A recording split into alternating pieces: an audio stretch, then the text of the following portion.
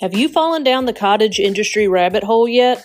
Well, if not, buckle up, Alice, and click on over to the description in the show notes and sign up. Then you can get ready for the most fun induction into the cult of all things yarn and fiber. This will include, but not limited to, free yarn, free ebooks, patterns, coupons, and much more. You don't want to miss out.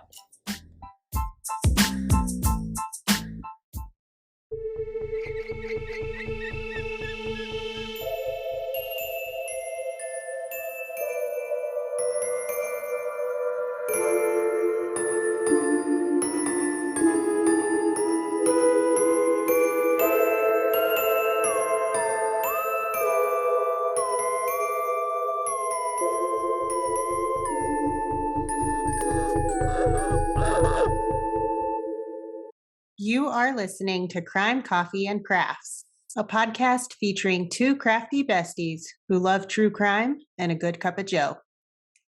Welcome to Spooky Tales Volume 1 for all lovers of macabre. We're your hosts, Kristen and Heidi. Let's get down to it. All right. For Spooky Tales, we'll just give you kind of a idea since this is Volume 1. We're going to do, for the month of October, a weekly spooky tale. I'm so excited. If we can squeeze in more, we will. We will, but the likelihood of that happening is pretty slim. But before we actually get into it, I want to share a recipe, a coffee recipe. Not a coffee, but a coffee recipe. Nice. That you can make at home. But first, we've got our little spooky stickers. Yay. This is the new one that I'm like in love with. No, I love that. Oh, it's so cool. Anyway, for those who aren't watching, we made stickers and I'll post them soon. Original art. There's a new one that is not available yet. So it's a basic bitch, which is what I'm calling it. That's what I'm calling my coffee recipe. That's what us white girls get called lots of times. Basic bitch. If you like pumpkin spice lattes, you're called a basic bitch all the time. Mm-hmm. So you can make this at home, and this is technically a cafe au lait because, well, I don't have an espresso machine, and most people don't unless you have like a Nespresso. If you have a Nespresso, I hate you because I want one. Okay, so you want your milk. I have a frother, thankfully, but you can just blend this in your blender, which is what I do anyway. I froth and then I blend. So you make your coffee super strong. We do hand pour, so it's stronger like espresso. Right. I use coconut milk, 1 heaping tablespoon of pumpkin puree. And yes, I know most pumpkin spice lattes don't technically have pumpkin in them, but why wouldn't you? It's delicious and it's good for you. Yes, it has lots of healthy properties. Yeah, and this coffee is meant to be, it's keto friendly. What? We know a lot of keto peeps out there. So paleo friendly. It's all the friendlies. You want about 4 shakes of pumpkin spice, actual like the seasoning. Like allspice? No, pumpkin pie spice. So it goes in your pies normally. Right. It's just called pumpkin spice. Oh. Yeah. I usually use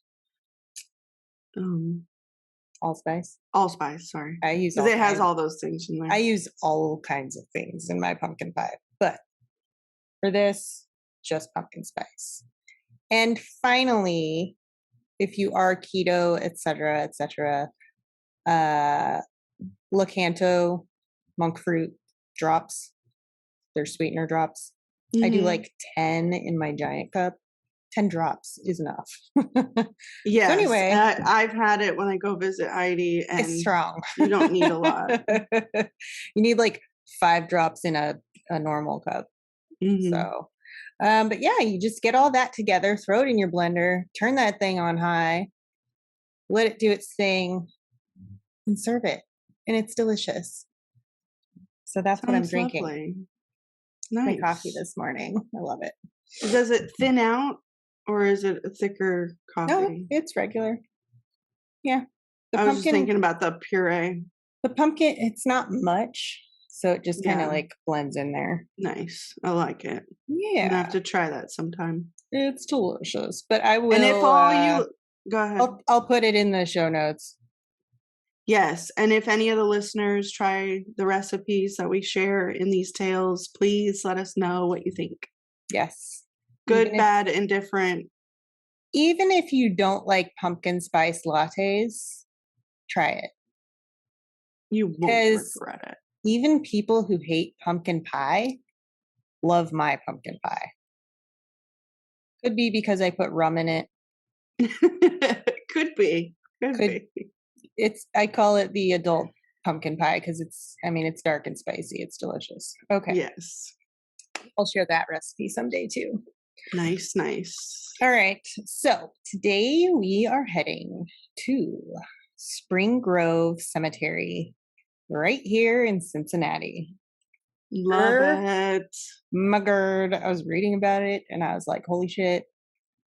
Holy shit. Holy shit. I was telling Ben about it. And then Kristen called and was like, what are you guys doing for your anniversary? And both of us were like, fuck, we forgot. So we're planning to go to this cemetery after we're done recording. I just have to say it's my anniversary too because Heidi and I hadn't seen each other in so long in person. Oh, wow. And it was a perfect reunion. Hell and I will yes. never forget it. And I love that trip. So that's why it probably stays with me more than you guys because well, for us, we're really bad with dates. Right. I've always been that way. I forget Yeah. people's birthdays and it's awful. But anyway, yeah. Thank goodness you remember. 7 years, right? Yeah. Yep. This is the 7-year. I'm kind of itchy today because I have bug bites all over me too. Okay, so Spring Grove Cemetery is the third largest cemetery in the United States. So Wow. you could imagine the spookiness that could come from there. It's huge. Yeah. Oh, and it's massive. It's 744 acres or something like that. It's That's massive. a lot. Yeah. A lot of history there too. Oh yeah. And I went into a little bit of the history too. So Nice. we'll I'm get- excited. This is going to be good. We will get to it. Stay Okay. tuned. Yeah. Employees of the cemetery have reported feeling something or maybe someone grabbing their legs. Some have said, yeah, I would flip out. It gives me chills. I know, that's why we're going in the daytime. Also, it's illegal to go at night because it's closed. Yes. I don't like to break the law. No so. trespassing. No. Some have said there are white glowing wolves with red eyes or blue eyes, like glowing eyes, depending on where you look, what stories you're reading, Yeah. patrolling the land around one area. One of the most popular spooky spots in the cemetery with the most stories is the plot of C.C. Brewer. Brewer was a real estate mogul who apparently wanted his eyes removed from his body and for them to be placed in a bust of himself on his headstone. What? So, yeah. The Like eyes, inside? like actually like the eyeballs of the bust. I have no words. Yes. So the eyes in the bust are extremely creepy and are said to be lifelike. They're Well, not. They're not. I don't think they look They're like actual that, eyeballs, though. but they're not. Visitors said they're glass. They're not really his real eyeballs. Those would not fare well. No, they'd be disintegrated. Yeah. I mean, that'd be some kind of preservation. Exactly. Visitors say the eyes follow them around as they walk, and some visitors have even said the eyes popped out and the head has turned. Okay. Fucking yikes. If that actually happened, holy hell. Yeah, I'd probably pee myself. Okay, probably. So I have a couple of stories from this place from people that have visited it. Okay. So one man who visited Spring Grove Cemetery shared his story involving C.C. Brewer's bust. The cemetery was about to close because they close at dusk, like most cemeteries do. Like most Yeah, actual, you don't. Yeah, most cemeteries close so that there's that no vandalism and right. nighttime creepy crawlers trying to dig up graves and all kinds of stuff. Ooh, yeah. Grave robbers. Yeah. Eek. But this guy decided he wasn't ready to leave yet. So he just continued walking down the path, whistling a tune to himself and to the trees, I guess, and the graves. When he stopped in front of C.C. Brewer's grave. Now, this man says the eerie yellow eyes of the bust were not only watching him and following him as he moved, but that they seemed to recognize him as some sort of intruder, which he technically was. Yeah, because he was there past close.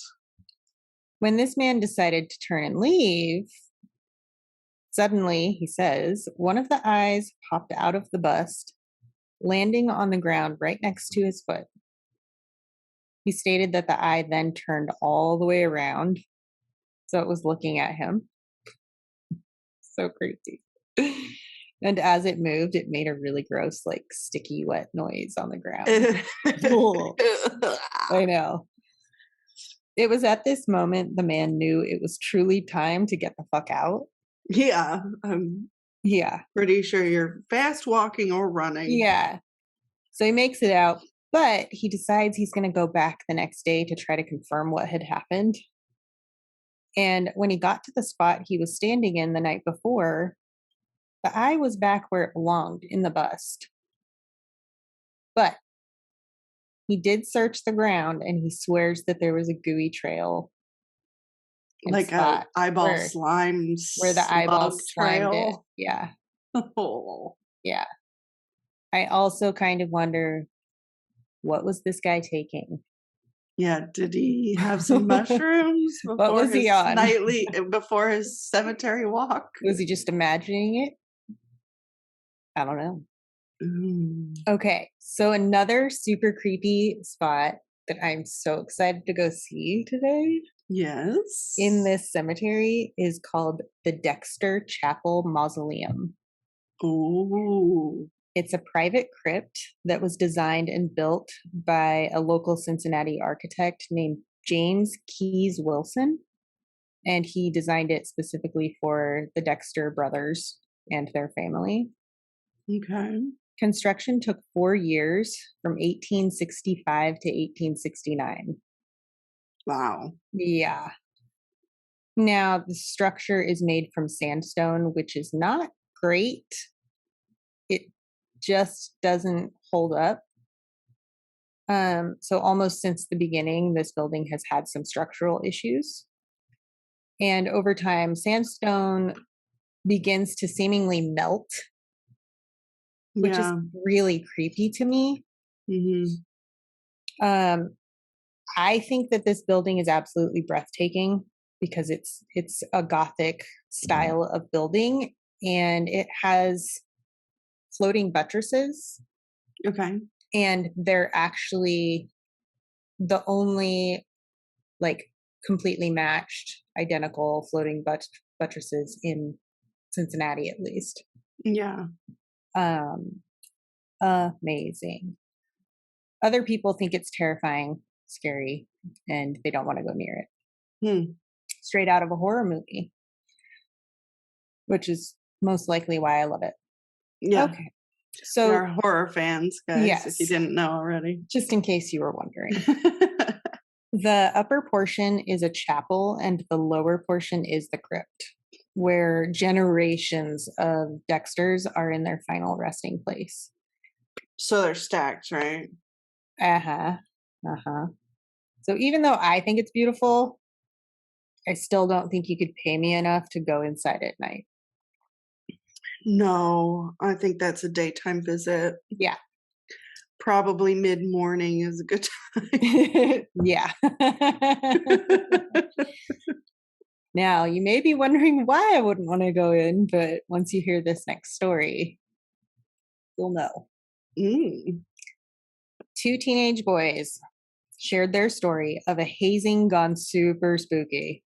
Ooh, Like- hazings are bad anyway. Yeah. So these two boys had been hanging out with the cool older boys and naturally wanted to look cool too.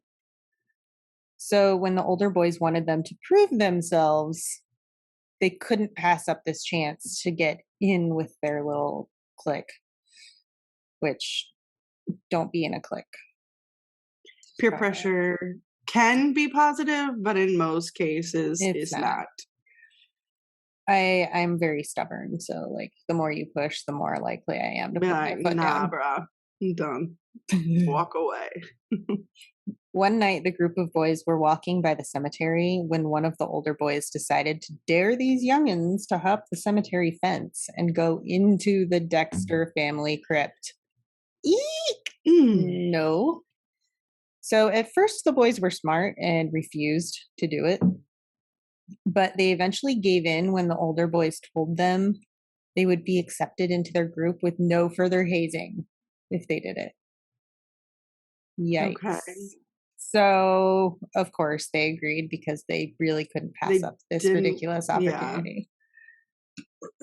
Double checking to be sure there were no guards watching them, the two boys climbed the giant metal gates that surround the cemetery and began walking down the long path toward the mausoleum. It was a dark and chilly night. I think it was close to like winter time, so that chill is Even not more creepier. Yeah, it's just Yeah. not great. So as they got closer to the crypt, the air got even colder.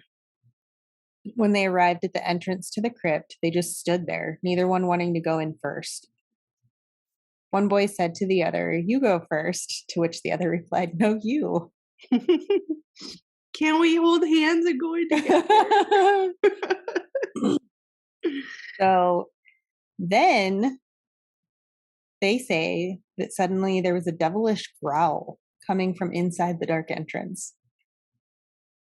The That two made looked, me think of the Ghostbusters yeah. dogs, devil Yes, dogs. see?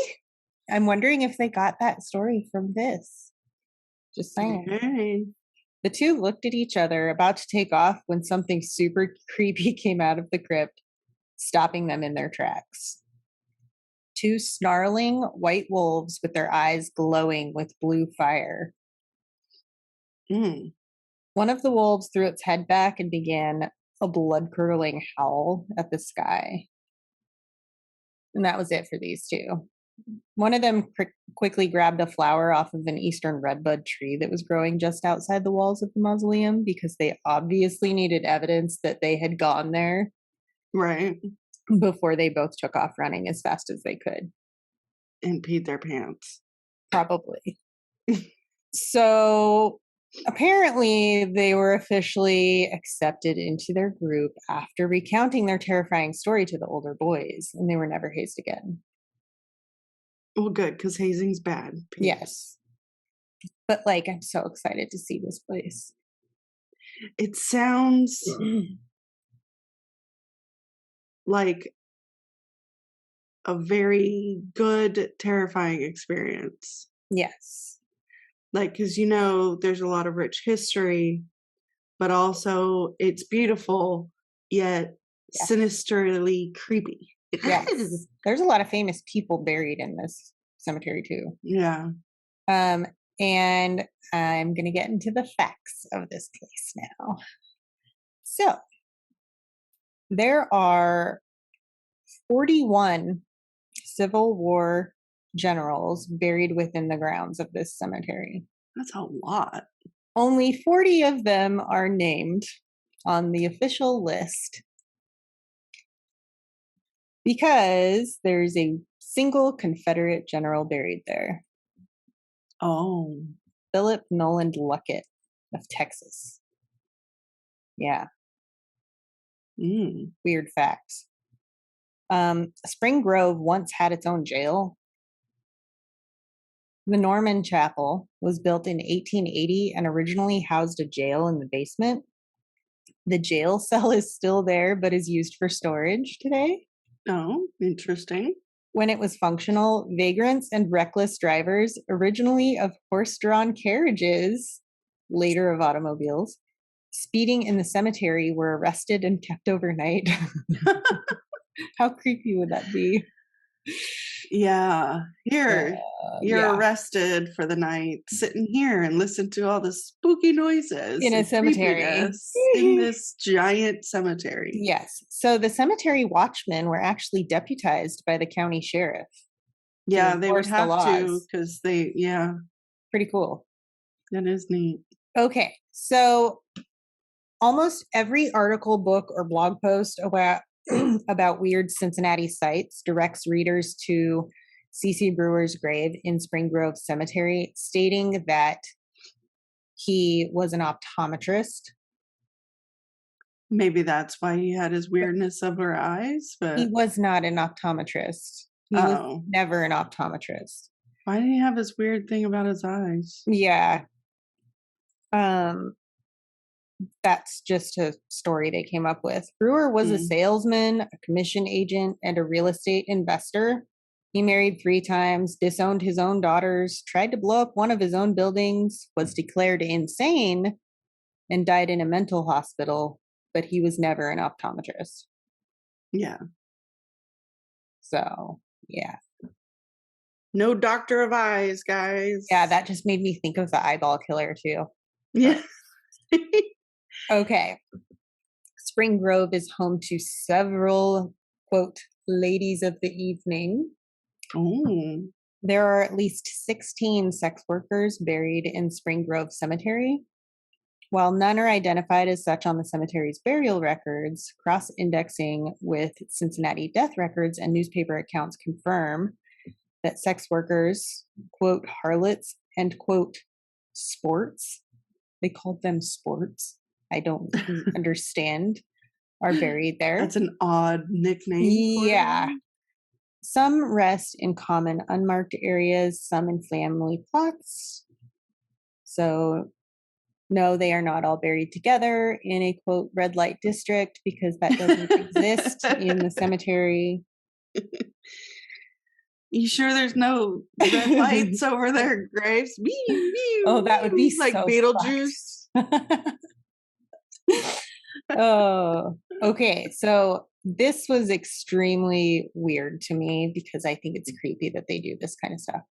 For some residents, Spring Grove Cemetery is their 3rd resting place. So they were moved Yes. multiple times. Yes. Perhaps 1,000 or more Spring Grove residents died years, even decades before the cemetery was even opened in 1845. So Cincinnati's first burial grounds were located at the original outskirts of town, which is around 4th Street now. Oh. That's like the center of fucking town. So they must have had to move them because they were developing. Yes, exactly. But to have a third, like it be I the know. third spot, that's So crazy. screwed up. As the city expanded, the dead were relocated to more remote graveyards, such as the area where Washington Park is now located. So, like, yikes. The new confines quickly filled during the cholera epidemics of the 1830s and 1840s, and many of the burials were relocated again to Spring Grove. Mm-hmm. So I think they just had too many people dying so quickly. They had to do something. Right.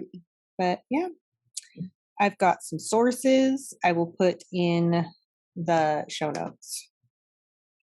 And you're going to take some pictures today when you go? Oh, yes. Because this is going to be I'll try to video the C.C. Brewer bust as I walk by, so you guys can see. It.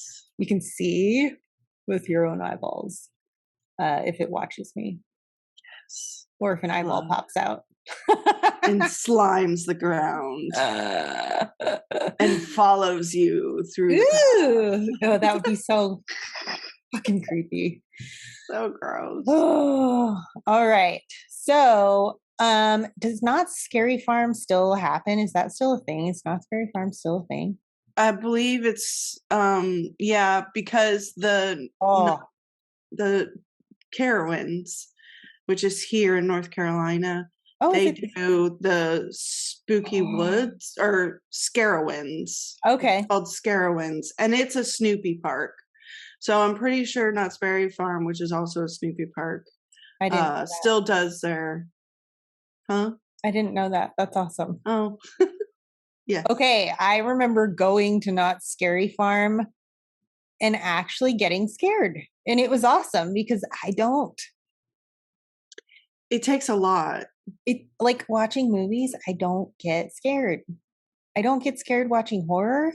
But like when there's a fucking creepy guy in a costume coming out of the fucking fog with noisemakers and like touching me, well, that's part of my problem. It's the touch. Yeah, they actually it's the touch you. touching. I don't like that. I don't like that. I don't do well with people touching me. But they had one of the walkthrough like haunted houses in there set up as Malice in Wonderland, and it was okay. The Alice's in there, their costumes, their makeup was stunning. Yeah, I mean, like the black mascara with like glitter eyeliner or whatever coming down their faces like they were crying. Right. Was incredible to me. Like they were just beautiful. Anyway. Yeah. Speaking of horror movies, watched the movie Nope. Haven't even heard of it. Is it going to make me want to nope the fuck out of there? There are some parts where I'm like, what? Yes. But it's different. It's a different kind of horror movie than what we're used to. All right. It's more not paranormal. Okay. Yeah, paranormal. The paranormal ones are the ones that actually scare me. So there's one series. It's a really good movie. There's one series of scary movies that scare me. Yeah. Like I actually scream out loud still, even though I've already seen them. And it's the Paranormal Activity movies. Oh, yeah. Holy shnikes. Well, I guess I shouldn't say, it's not paranormal, but it's outer worldly. I mean, that's paranormal. Yeah. Yeah. So. Can't explain it. It's paranormal. Yeah. All right. It's done by Peele. It's a mostly all black cast. Oh, nice. Jordan Peele. Jordan Peele is the writer, director, producer. I'm gonna look this up. Maybe I'll get spooked. Bad.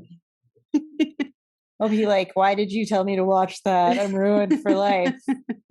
So if anybody has watched that, please like email us and let us know. Our email's in the show description. So yes.